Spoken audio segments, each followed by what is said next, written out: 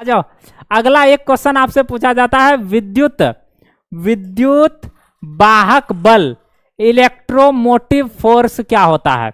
इसको ई से रिप्रेजेंट किया जाता है। सबसे पहले तो आप इसको ऐसे समझिए, इसको जो है किससे रिप्रेजेंट किया जाता है? तो इसको ई से जो है सूचित किया जाता है। क्लियर है मेरे बच्चे? Very good. अब बता दो भी, साउंड वगैरह आ रहा है ना क्लियर? अब क्लियर, कोई दिक्कत तो नहीं ना है? ठीक है। हाँ, इसको एप्सिलॉन से भी सूचित किया जाता है, एप्सिलॉन से भी इसको सूचित किया जाता है। इसको दो चीज से सूचित किया जाता है, एक तो आप ई लिख दीजिए, कैपिटल ई, देख क्या क्या लिखा गया है। इसको या तो आप कैपिटल ई लिख दीजिए या नहीं तो एप्सिलॉन। क्या बोलोगे मेरे बच्चे? एप्सिलॉन बोलोगे।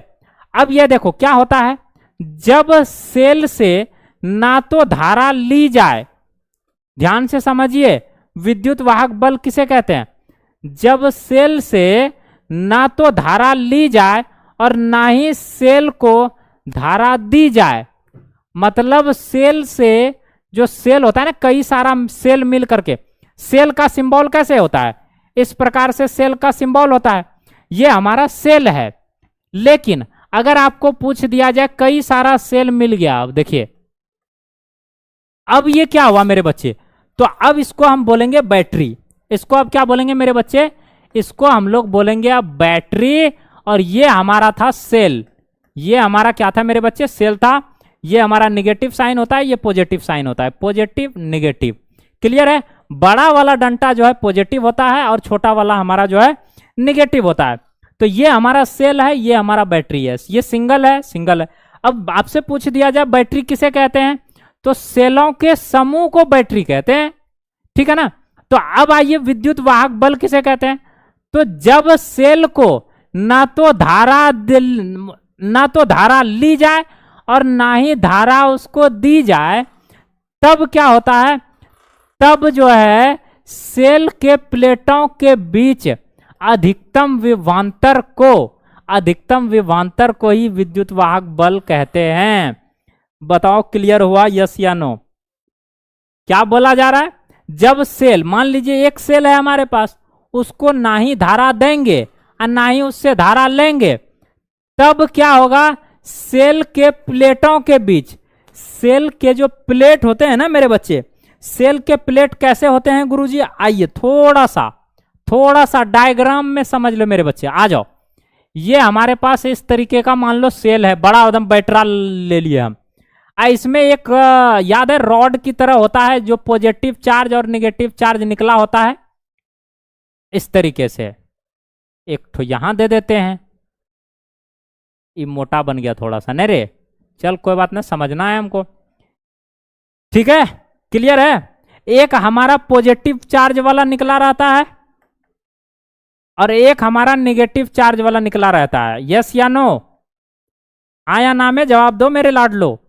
ये हमारा जो है इसमें निकला रहता है, स्पेस थोड़ा कम है, किल्ली की तरह निकला रहता है इस तरह, ठीक है ना? और इसमें भी हमारा जो है किल्ली की तरह इस तरह निकला रहता है, इस तरीके से। और यहाँ हम लोग तार जो कनेक्ट करके ले जाते हैं, इधर से भी तार कनेक्ट करके ले आते हैं। ये बैटरा है मेरा, बैटरा बड़ा वाला, ठीक है? बड़ा सा बैटरा यहाँ लगा हुआ है, बैटरा, ठीक है? तो वही बैटरा है ये मेरा, मतलब बैटरी नहीं है, बड़ा वाला बैटरी है, ठीक है? तो ये जो है ना, इसके बीच का जो प्लेट है ना, इस प्लेट के बीच जो अधिकतम विभवांतर है ना, उसी विभवांतर को हम लोग विद्युत वाहक बल कहते हैं। बताओ क्लियर है? क्लियर है ना सबका? किसी को कोई दिक्कत नहीं है ना? Very good. अब यहां से याद रखना है कि जो विद्युत वाहक बल होता है ना मेरे बच्चे, विद्युत वाहक बल जिसको हम लोग एप्सिलॉन से सूचित करते हैं, एप्सिलॉन इक्वल टू क्या होता है? तो W/Q होता है, W/Q आवेश होता है। ये फॉर्मूला आप लोगों को ध्यान रखना है। एप्सिलॉन इक्वल टू क्या होता है मेरे बच्चे? Epsilon equal to W/Q formula होता है। अगर आपको यहाँ पे SI यूनिट पूछ दे, SI यूनिट पूछ दे, तो ये W क्या है मेरे भाई? तो कार्य है। कार्य का SI मतलब क्या हो जाता है मेरे बच्चे? जूल होता है। और ये आवेश है, बाय कूलम हो जाएगा। मतलब जूल प्रति कूलम। इसको इस तरीके से भी लिख सकते हैं, जूल प्रति इनवर्स। जूल प्रति इनवर्स, जूल प्रति कूलम भी होता है। ये ऐसा ही मात्रक आपको ऑब्जेक्टिव में पूछ सकता है। हाँ या ना रे बताओ, क्या तू लोग क्या करेगा, तू लोग पता नहीं, बताओ तू लोग। ठीक है, चलें। अच्छा, एक बहुत ही जबरदस्त बात आप लोग को बताने वाले हैं। वो क्या, कल हम लोग जो पढ़ने वाले हैं ना मेरे बच्चे, कल जो हम लोग पढ़ने वाले हैं वो पढ़ने वाले हैं किरचॉफ का नियम। क्या पढ़ने वाले हैं? किरचॉफ का नियम। किरचॉफ का नियम कल हम लोग पढ़ने वाले हैं। बहुत ही लाजवाब तरीके से इसको जो है ठोकने वाले हैं आपके दिमाग में। और यहां से क्वेश्चन तो बनता ही बनता है, यस या नो, यहां से क्वेश्चन हमारा बनता ही बनता है। तो कल हम लोग पढ़ने वाले हैं क्या मेरे भाई? किरचॉफ का नियम। क्या पढ़ने वाले हैं? किरचॉफ का नियम पढ़ने वाले हैं। किरचॉफ का नियम भी इसे बोला जाता है। क्या बोला जाता है? किरचॉफ का भी नियम इसे बोला जाता है। तो हमसे प्रोमिस करो, कितने लोग सेशन को लाइक कर चुका है? और नहीं किया है तो लाइक कर दो। दूसरा, शेयर करोगे।